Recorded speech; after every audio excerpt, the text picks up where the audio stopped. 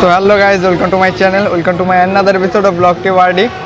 তো আজকে আমরা যাচ্ছি বোলপুর শান্তিনিকেতনে অরুণদার ট্রেন।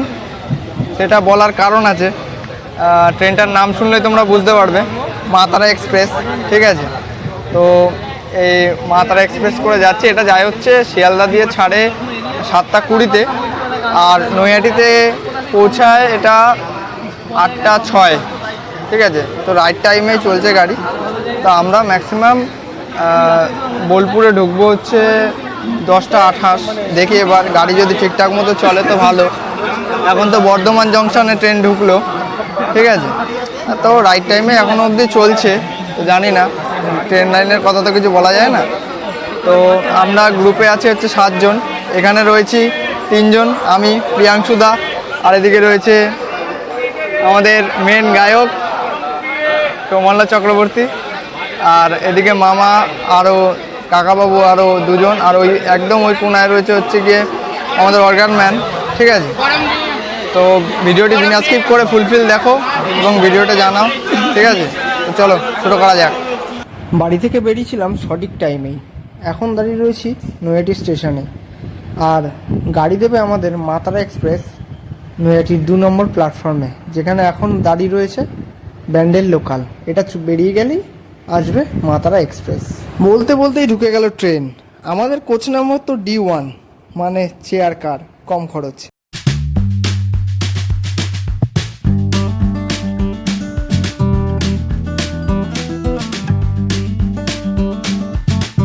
আমার সিট আমাদের ফাইনালি এখন উঠে বললাম ট্রেনে। ঠিক আছে, আমরা 3 জন এখন আশেপাশেই রয়েছি। কত 97, 98, 99, যে যার সিটে বসে রয়েছে। ঠিক আছে, আর এ পাশে রয়েছে হচ্ছে এরা 3 জন। এই যে মামা রয়েছে, কাকাবাবু রয়েছে, আর ওই তাপস কাকা রয়েছে। ঠিক আছে, আর আমরা 3 জন। সৌমাল্যদা একদম কোনায়, ফুল দেখালো। আর এদিকে আমাদের ফুমের কালকে বার্থডে গেছে, আজকে ট্রিট দেবে মনে হয়। চানাচুর ট্রিট, চানাচুর। কালকে বার্থডে গেছে যার, সে আজকে চানাচুর ট্রিট দিচ্ছে, ভাবো।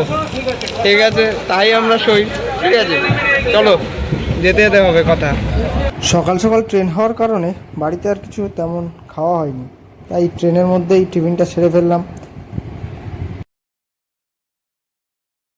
আমি আর মামা তো উঠেছি নৈহাটি থেকে।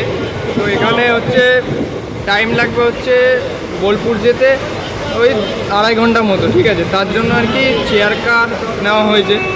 চেয়ার কারে সিট বুক, তোমার স্লিপারের দরকার নেই, ফালতু 2.5 ঘন্টার জন্য কিছুটা পয়সা সেভ আর কি।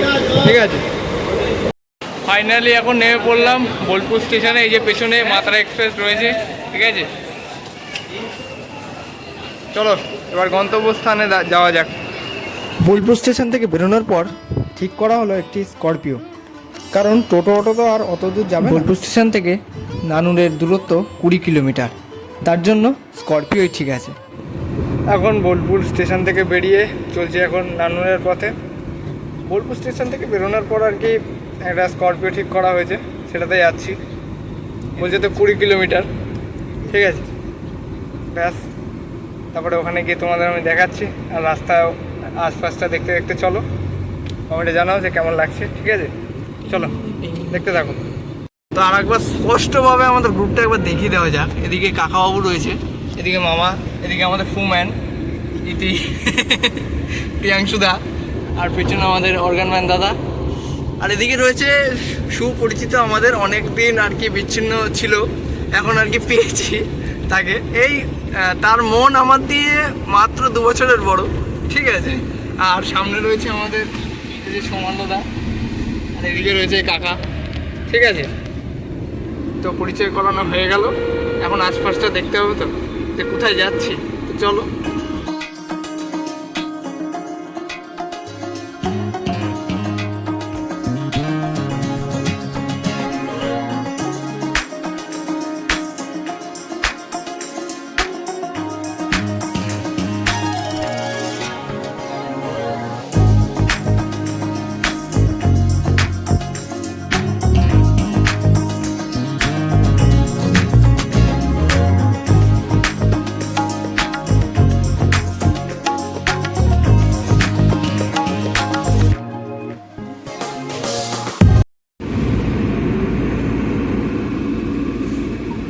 এই যে এগুলো আসামের মতো মনে হচ্ছে। হ্যাঁ তাই না? হ্যাঁ, আমি গিয়েছি তো ওই যে ওই ইসেতে যাওয়ার সময় লাল রয়েছে না, হ্যাঁ, ওই জন্য হ্যাঁ, আসামের মতো মনে হচ্ছে। ওই যে ওই চৌড়িবাড়ি। ও বুঝতে পারছে ও বাবা কোথায় যাচ্ছে, তবে এই যে আর আমি 4 তারিখে ভিক্টি দাঁড়াচ্ছি। এর মধ্যে আমি মেঘালয়টা মিস করলাম তো। কেন মেঘালয় মিস কেন? আরে কথা দিলাম না। ও বৃষ্টি হচ্ছে মেঘালয়ে, গিয়ে লাভ নেই। হ্যাঁ বৃষ্টি হচ্ছে তো। না আর কি জায়গাটা ঘোরা যেত। হ্যাঁ হেভি জায়গা, হেভি জায়গা। আমার ইচ্ছা আছে মেঘালয় মৌসিনরাম সব দিকে যাবো। মৌসিনরাম আমার ওরকম বেশ বৃষ্টি। এখানে পৌঁছাবার সাথে সাথে চলে এলো আমাদের টিফিন, মুড়ি এবং আলু চচ্চড়ি আর 4টে মিষ্টি। ব্যাস চট করে খেয়ে নিলাম। সবাই এখন বসে রয়েছি। ইয়া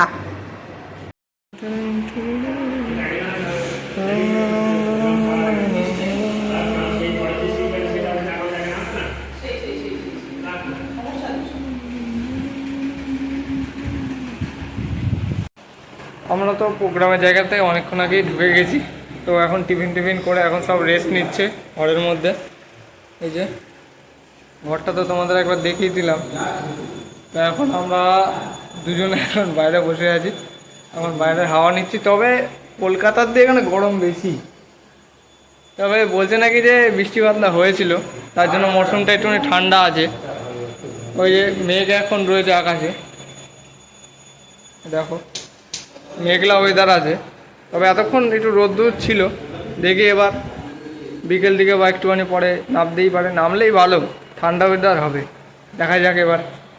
দুপুরবেলা লাঞ্চের পর দিয়েছিলাম একটা জব্বর ঘুম, তারপর উঠে এখন বেরিয়েছি 4-5টা ঘুরতে।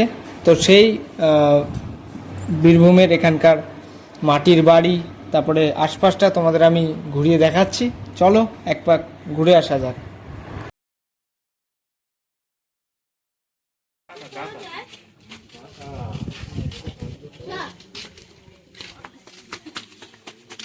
এটি হলো নানুর চণ্ডীদাস শ্রীপাঠের এন্ট্রান্স। শ্রী চণ্ডীদাস ছিলেন বৈষ্ণব পদাবলীর একজন বিশিষ্ট কবি।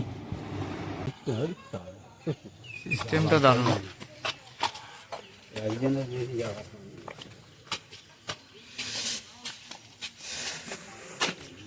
সিস্টেমটা দুর্দান্ত।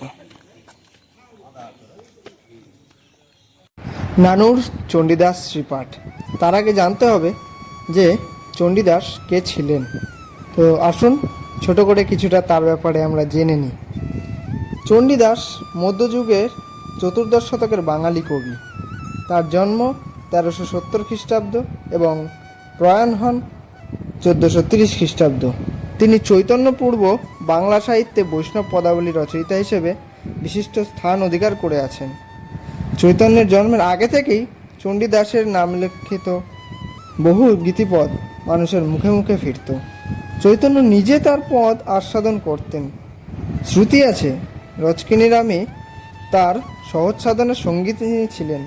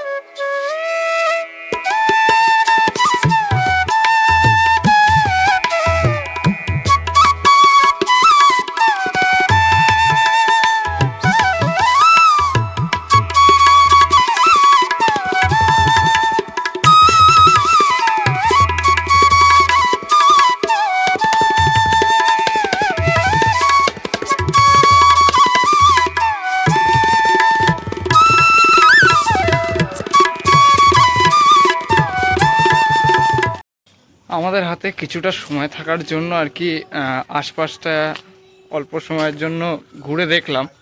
খুবই সুন্দর এবং আর কি মনোরম পরিবেশ, ভালোই লাগে। এই বীরভূমের এই আবহাওয়া বলো, তারপরে এখানে তো বেশিরভাগই জমি জায়গা, তারপর ক্ষেত কামারি সব রয়েছে, আর ভালো ভালো মন্দিরও রয়েছে।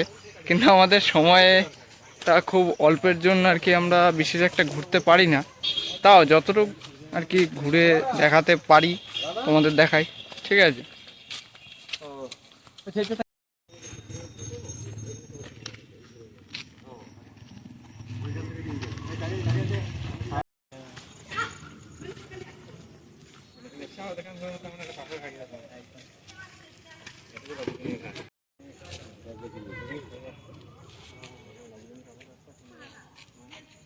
এই মায়ের মন্দির এটা, তো এই মন্দিরটা এখন তো নির্মাণ কার্য এখন চলছে, এখন অবধি পূর্ণ হয়নি। দেখি পুরো একদম সম্পূর্ণ নির্মাণ কার্য হয়ে গেলে তারপর যদি একপালা যদি আমাদের হয় এখানে কীর্তন, ঠিক আছে? তো দেখা যাবে, তখনও দেখাবো।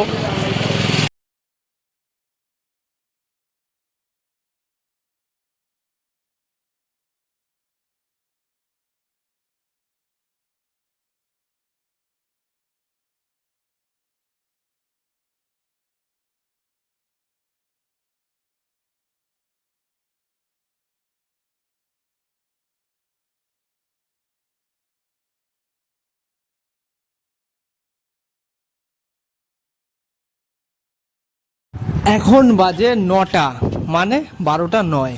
চলে এসেছি বোলপুর শান্তিনিকেতন স্টেশনে।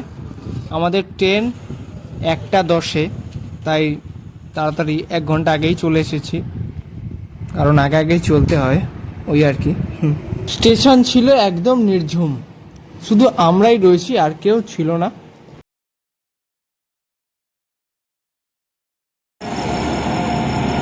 দার্জিলিং মেল নামটা শুনলেই মনে হয় যেন একটু ঘুরে আসাই যেত পাহাড়ের অঞ্চল থেকে, কারণ কলকাতার দিকে যে গরম, বাপরে বাপ, একটা ছুটি নেওয়াই যায়। তবে এখন নয়, কয়েকদিন পরই যাওয়া যাক, কারণ এখন সেই অবস্থাতে নেই এবং টিকিটও নেই। ট্রেনে উঠলে পরে টিটি মামা বুঝিয়ে দেবে যে খেল কাকে বলে, ঠিক আছে? দার্জিলিং মেল চলে যাওয়ার পর আবার ট্রেন সেই যেকে সেই, মানে নির্ঝুম, সেই ঝিঝি পোকার ডাক, কেমন যেন ভুতুরে। লাইটগুলো যদি না থাকতো একা কেউ এখানে থাকতে পারবে না, ঠিক আছে? এই আর কি। অ্যাট লাস্ট দীর্ঘ অপেক্ষার অবসান ঘটলো। তখন বাজে 1টা 15। আমাদের ট্রেন অর্থাৎ গৌড় এক্সপ্রেস চলে এলো প্ল্যাটফর্মে। তার ঢুকলো হচ্ছে 1টা 15-তে, মানে 5 মিনিট মতো লেট আছে। আর আমাদের এখনকার কোচ নাম্বার হলো S5 স্লিপার কোচ, কারণ রাতে এখন ঘুমটা খুব প্রয়োজন। যদিও বা 2.5 ঘন্টার রাস্তা, তবুও সেই ঘুমটাই শরীরের পক্ষে অনেক। এখন উঠে বললাম হচ্ছে গৌড় এক্সপ্রেসে আমাদের, ঠিক আছে? তো এখন শুয়ে পড়বো। এই যে আমার সিট নাম্বার, মানে এই জায়গাটাতে সব কিছু রেখে দিয়েছে, একদম পুরো টপে রয়েছে। আর এই পাশে রয়েছে আমাদের,